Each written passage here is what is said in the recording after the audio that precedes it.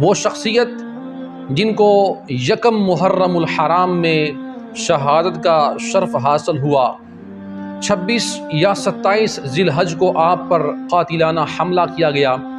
جس حملے کے نتیجے میں آپ رضی اللہ تعالی عنہ شدید زخمی ہو گئے، اور یکم محرم الحرام کو آپ رضی اللہ تعالی عنہ نے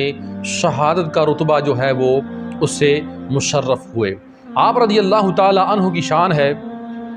کہ آپ کے بارے میں ہے کہ نبی کریم صلی اللہ علیہ وآلہ وسلم نے 10 صحابہ کو دنیا میں ہی جنتی ہونے کی خوشخبری عطا فرما دی، اس لیے آپ کو عشرہ مبشرہ کہا جاتا ہے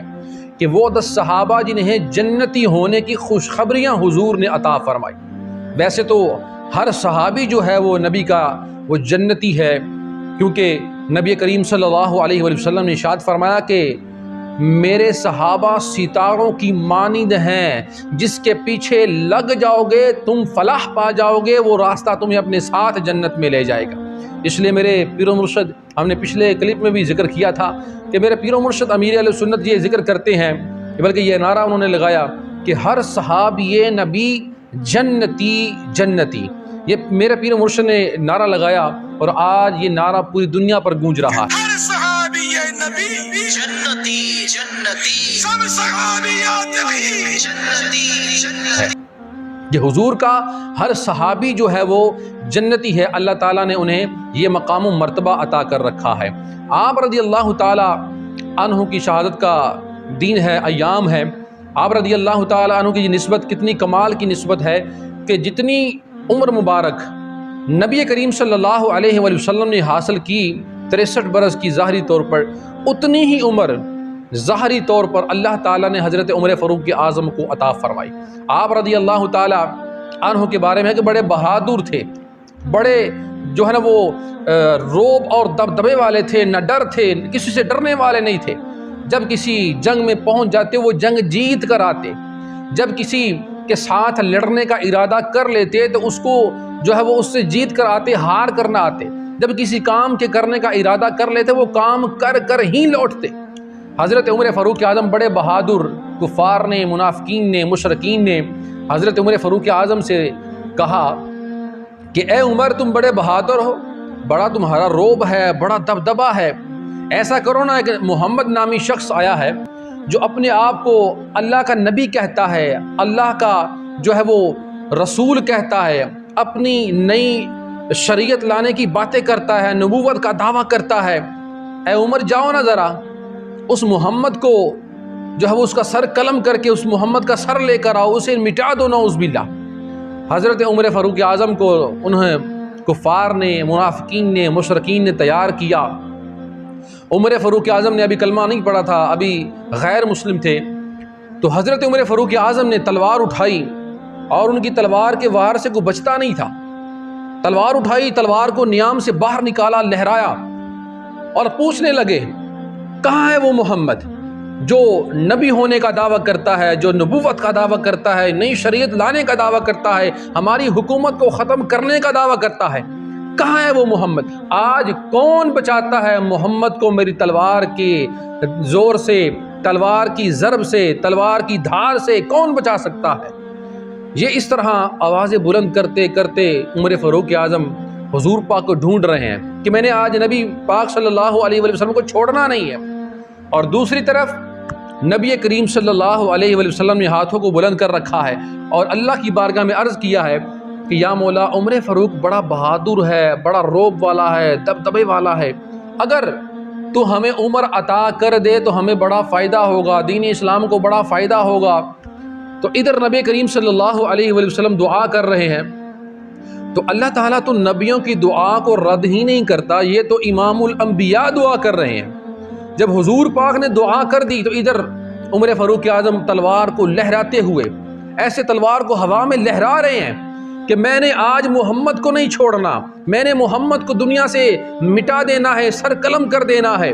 وہ عمر فاروق اعظم فرماتے ہیں کہ میں ڈھونڈتا ڈھونڈتا حضور کی بارگاہ میں پہنچ گیا، میں نے سامنے دیکھا کہ محمد مصطفیٰ اس طرف چہرہ کر کے کھڑے ہیں، میں نے آواز لگائی اے محمد آج تو میرے سے نہیں بچ سکتا، آج میں تمہیں نہیں چھوڑوں گا، آج میں تجھے دنیا سے مٹانے کے لیے آیا ہوں۔ وہ عمر کہتا ہے کہ جب حضور نے میری طرف دیکھا، میری طرف حضور مخاطب ہوئے، جو تلوار میں ہوا میں لہرا رہا تھا، لہرا لہرا کر میں باتیں کر رہا تھا، وہ تلوار میرے ہاتھ سے چھوٹنے لگی، میرا ہاتھ کپاہٹ کا شکار ہو گیا، میرا ہاتھ کانپنے لگ پڑا، وہ تلوار چھوٹ گئی، زمین پر گر گئی، میں حضور کے چہرے میں گم ہو گیا۔ وہ ایک حسین و جمیل چہرہ تھا، وہ چاند سے بھی خوبصورت چہرہ تھا۔ عمر فاروق فرماتے ہیں میں اس چہرے میں گم ہو گیا، میں حضور کو اپنے قدموں میں گرانے کے لیے گیا تھا، مگر میں خود حضور کے قدموں میں گر گیا۔ یا رسول اللہ، یہ چہرہ کسی جھوٹے انسان کا نہیں ہو سکتا، یہ جھوٹے نبی کا نہیں ہو سکتا، یہ سچے انسان کا چہرہ ہے، یہ سچے نبی کا چہرہ ہے۔ یا رسول اللہ، میں آپ کو ختم کرنے آیا تھا، آپ کو اپنے قدموں میں گرانے آیا تھا۔ یا رسول اللہ، آپ کا حسین و جمیل چہرہ دیکھ کر مجھے کلمہ پڑھائیں، میں بھی اس پیارے دین اسلام میں داخل ہونا چاہتا ہوں۔ عمر فاروق اعظم حضور صلی اللہ علیہ وآلہ وسلم کا چہرہ دیکھ کر ہی کلمہ پڑھ کے مسلمان ہو گئے، اور جب مسلمان ہو گئے تو اذان ہوئی، نماز کا وقت ہو گیا۔ عمر فاروق اعظم فرماتے ہیں کہ یا رسول اللہ یہ کیا ہے؟ تو نبی کریم صلی اللہ علیہ وآلہ وسلم مسکرائے، فرمایا اے عمر، یہ ہماری مسلمانوں کی نماز ہے، ہم اپنے رب کو یاد کرتے ہیں، رب کی عبادت کرتے ہیں۔ تو یا رسول اللہ، آپ کا خدا سچا ہے، آپ اس کے نبی سچے ہیں، آپ کی نماز سچی ہے، آپ کی عبادت سچی ہے، آپ کی شریعت سچی ہے، تو یا رسول اللہ یہ چھپ کر نماز کیوں پڑھ رہے ہیں، چھپ کر یہ عبادت کیوں کر رہے ہیں؟ تو نبی کریم صلی اللہ علیہ وآلہ وسلم نے فرمایا کہ اے عمر، تمہیں پتہ نہیں کہ کافروں نے اعلان کر رکھا ہے کہ جو نماز پڑھتے ہوئے سر عام نظر آیا ہم اس کا سر قلم کر دیں گے، اس کے بچوں کو یتیم کر دیں گے، اس کی بیوی کو بیوہ کر دیں گے، ہم اس کا سر قلم کر دیں گے، اسے مار دیں گے جو ہمیں سر عام نماز پڑھتے ہوئے نظر آیا۔ عمر فاروق نے جب سنا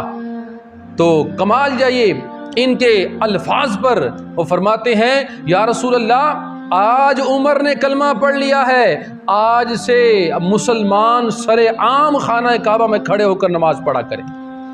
اس دن سے، جس دن عمر فاروق اعظم یہ 40ویں مسلمان ہوئے، اس سے پہلے 39 مسلمان تھے، عمر فاروق اعظم نے جب کلمہ پڑھا تو 40 مسلمان تھے، 40 مسلمان ہو کر سر عام خانہ کعبہ میں کھڑے ہو کر نماز پڑھی، اور فرمایا میں کھڑا ہوتا ہوں، دیکھتا ہوں کون مسلمانوں کی طرف میلی آنکھ اٹھا کر بھی دیکھے۔ کافر دوڑے دوڑے بڑے آئے، مگر دیکھا کہ سامنے عمر کھڑا ہے، عمر کا روب اور ڈر، خوف، دبدبا اتنا تھا کہ دیکھ کر ہی واپس لوٹ جایا کرتے تھے۔ یہ امیر المومنین،